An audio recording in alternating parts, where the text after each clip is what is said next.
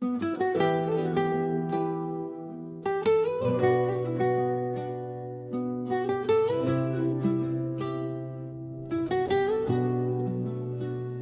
özüm Qoy özme özüm sözüm. Bir gün düştüm,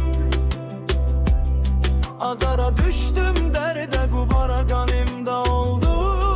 Qara bu derde necə gözüm. Men özüm qaldım. Hara yollarım dertten kaçım. Tollarım istedim. Men boylanım, yaşla dolmuştu gözüm.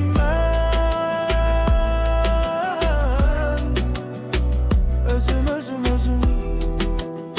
ağladım 1-2 saat. Sonradan oldum rahat. Gelmedir bu hayat. Yüreğimde var sözüm. Ben özüm. Hayatta değdi yaramız. Yüreğde var yaramız. Barışmaydı çaremiz. Barışmaca yoktur üzüm.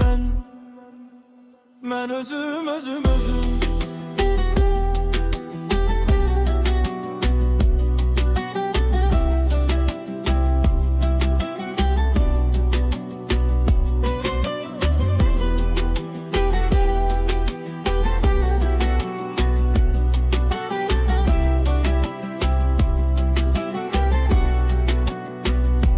Hayatta değdi yaramız.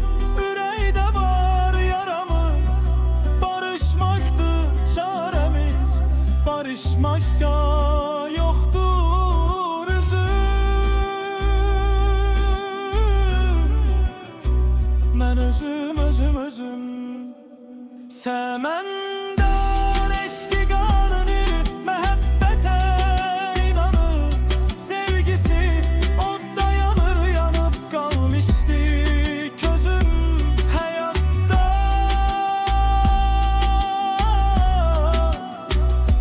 umut üzüm. Ben özüm